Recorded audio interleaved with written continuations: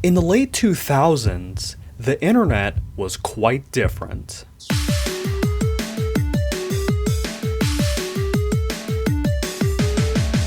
Back in those days, memes lasted longer than a week, and people were, oh my gosh, they were actually happy? Many of the greatest memes of the era were simple yet innocent, and one that's been on my mind recently is Nyan Cat. I swear, that meme was everywhere back then, yet the musician who planted the seed to start the craze has seemingly faded away. And that's quite a shame, since I feel that this Vocaloid producer is one of the most underrated musicians in YouTube history. He touched the lives of more people than you realize, and has so much left to give. Who is this man? Meet Daniwell. He's a Japanese producer who began releasing music during the infancy of Vocaloid's popularity in late 2007. Like many Japanese musicians of the era, the guy was into denpa music. Denpa is a genre that's defined by meaningless lyrics, yet a fun and optimistic tone. One of my favorites of Daniwell's early works is Linear Slope. Oh gosh, that brings back memories. Throughout the late 2000s, Daniwell would occasionally post his Miku songs onto Nico Nico Dolga for fun, yet he would remain in obscurity. He was likely making music for the love of the game. But in the year 2010, life would push Daniwell onto a different, rainbow-colored path filled with cats in the sky. I wonder what he made. I swear, I have told this story twice now, but it made me money, so I'll do it again. Nyan Cat is a meme emblematic of a long distant time in internet history. Nowadays, everyone kind of knows that the song is a product of the Vocaloid community, but the story behind its origins is a bit convoluted. In July 2010, after watching the Studio Ghibli film, Already, Daniwell felt inspired to make a song that matches the whimsical vibe of the film. I think I haven't seen it before. After a couple of days of work, he uploaded Nya Nya Nya Nya Nya Nya Nya onto Nico Nico Dolga.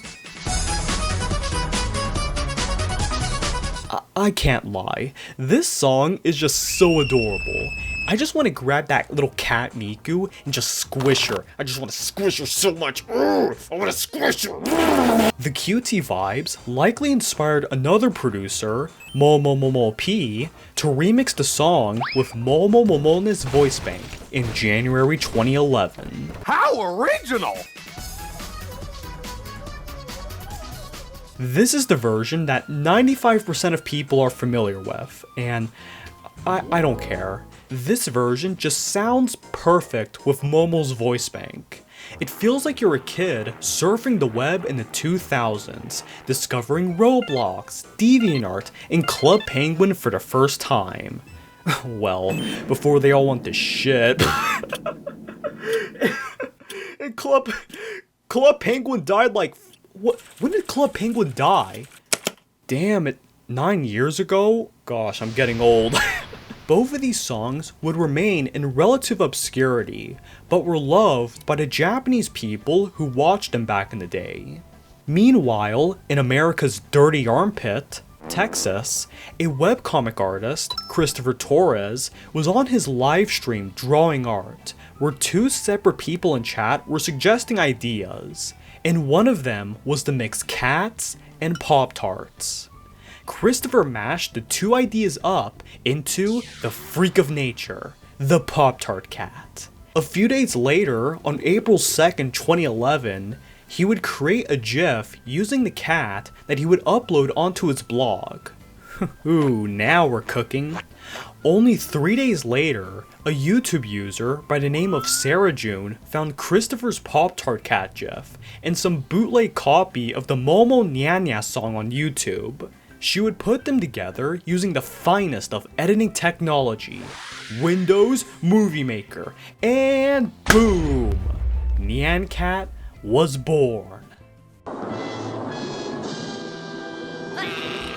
The song would accumulate hundreds of millions of views over the years, where it would become a staple of old internet culture, and many people's first introduction to Vocaloid at large.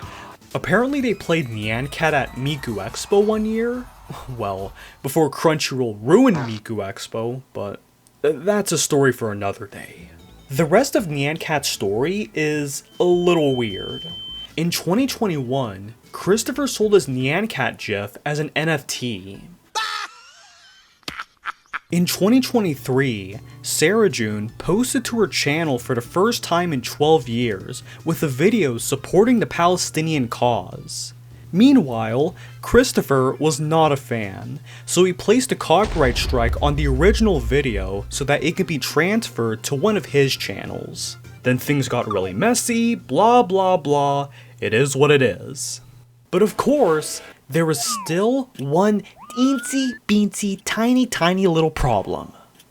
Where was the credit? Daniwell's original song received a little boost in popularity, but it was no match for the 200 million views that Sarah June's upload had before deletion. It's not common knowledge that Daniwell was the patient zero of the Nyan Cat phenomenon. That is such a shame, because not only was his biggest achievement, well, frankly stolen from him, but when I dug through Daniwell's lore, I was in for a big surprise.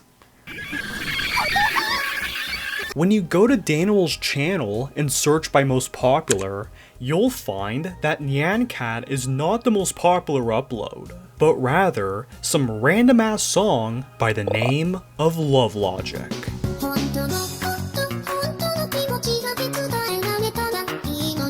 The song follows the voice bank, Mayu, singing about how she has a crush on this one guy, yet seemingly cannot confess, as she feels that love is a complicated math problem that very few solve. So, she T-poses to attract her crush. That meme would have gone hard in 2018. Gosh. I'm bringing up Love Logic because it reveals the second part of what makes a Daniwell song Daniwell. His music videos always have to involve a simple animation of a Vocaloid dancing, and or a bunch of text on screen animated in a creative manner. Girl Meets Boy looks like a shitty fidget spinner. There was that one song that was a remix to an old 90s Corolla commercial that aired in Japan, which is kind of ironic given that Miku would collaborate with Toyota in 2011. The music video also kind of catches the aesthetic of the ads, so it's a nice little time capsule. There's that one claymation song that made me want to cry because it brought back such precious childhood memories. Oh, and the guy's posted videos of his cat a couple of times. One of the videos is just 15 minutes of his cat eating. His cat rules the world! It's kind of hard to talk about Daniwell's other songs since there really isn't that much to discuss. Daniwell likes dancing, loves Miku, and freaking adores cats. My boy's a man of culture. But when I searched a little deeper into his channel, I dug up his secret buried treasure that I think reveals his best kept secret. My favorite type of internet personality is a fella that randomly appears somewhere. Kind of like that one Family Guy meme. Daniwell is a good example of one from the Vocaloid scene, as even though his influence from Nyan Cat has long faded away, his fishy little cat mitten hands have touched other areas of the internet. And it all starts with these letters. AIDN.jp. Daniwell's website is a rabbit hole. Is a rabbit hole full of little toys to play around with. The best way I can describe this place is like one of those old Flash game websites that I used to play in the school computer lab as a kid.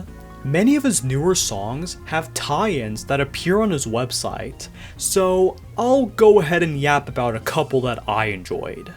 So fellow kids, do you remember 2020? Yeah, it kinda messed up life for everyone, but not even the virus would deter Daniwell from making something to cheer us up. Enter Wonder of Wonder. Wow. But that's not the coolest part, since there is a separate game where you can design your own little character to do the dance. Alright, it's time to make my own little Sona. I don't really have a name for this guy. For right now, I just call him Suwa. Tell me in the comments what I should name my Sona, because I'm honestly really curious about this. Ew, where is his hair? His hair just got chopped off like a freaking cartel execution. Oh, look at my little boy dancing. He's so cute. I love him. I remember when this was a little animation meme that was popular a few years ago, which was kind of cool because it led people to discover the connection between Daniwell and Nyan Cat for the first time. Which also kinda reminds me. Well, if it isn't Nyan Cat the video game. Alright, let's calm down. One of my favorite Daniwell songs is Left or Right, since it follows Rin and Len playing around with flags. Like many Daniwell games, they're all very simple. Like this song's game is just a copy of that one Mario Party minigame with like the Shy Guys and the flag and like the cutting of the umbilical cord. Rin and Len flags! Get ready. B+, that's weird, ew. Another cute game that I enjoyed playing was Miku Board, which is basically Sonic Riders, but Miku. The controls are typical of dinky bootleg Mario Kart Flash games, but I think the novelty of Miku riding around in space is pretty cool. Well, when the game doesn't crash on me for some reason. Not all of his website is related to Vocaloid, as Daniwell would even make his own Talking Tom clone. With a block of tofu. Mario Galaxy movie out April 2nd. I'm MR Gay. One of these games allows you to enter short sentences to make the tofu say some funny stuff. Please join the Suwawako Discord server. If not, he will be very sad. Aw, don't cry, Mr. Tofu. Everything's gonna be okay. Another tofu game follows the tofu block beginning to talk on its own. Oh gosh, he's learning! イニエスタ引退試合と大阪国際女子マラソンを足して2で割ります。Don't you ever tell me to get a job! 6 inches of squishy stuff in your mouth is pretty good. I have the energy for one more game. Kellerin. It's easily the strangest game on Daniwell's website, as it's just a 3D map where you play as Miku, walk around collecting orbs, and meet your Vocaloid friends. It kinda reminds me of Nintendo tech demos that lost media people would search far and wide for. The music is rather cutesy and kawaii, but if you replace the song with some freaking Portal music, it honestly feels like Miku is wandering a lonely and desolate place, reminiscent of Japan's countryside that is fading away as the old people die off. And you know the scariest part? When you visit the game on the website, you'll get warned that Flash Player was slaughtered by the devil, aka Adobe. Oh gosh, a train's after me, no! I swear, Daniwell needs to make an app for all of his games. They're nice little time killers that are better than anything on the App Store nowadays. Wait, what the hell? Why is he here? I've recently made a video on Satsuki, a Vocaloid producer who is also known for his one-hit wonder. Both producers were longtime musicians who got their biggest boost in popularity with songs that appealed to a wide audience with tastes that reflected the era they released in. Where they differ was how they used their virality. Satsuki used his attention from Mesmerizer to collaborate with people in the Vocaloid community in order to challenge himself and to see how much crazy baloney he can make. Whoa. On the other hand, Daniwell is kind of the antithesis. The guy knew his place and just kinda stuck to himself, like an old fart who sleeps all day in bed and only wakes up to get food or to claw the couch because they're fat little freaking idiots. Ooh! But I still love my boys. Because Daniwell's claim to fame was kind of stolen, he's remained in relative obscurity while the rest of the internet has moved on from Nyan Cat. But I feel that's not a bad thing. One of his songs that stuck out to me most was barely a song at all, but rather Zundamon giving you words of encouragement.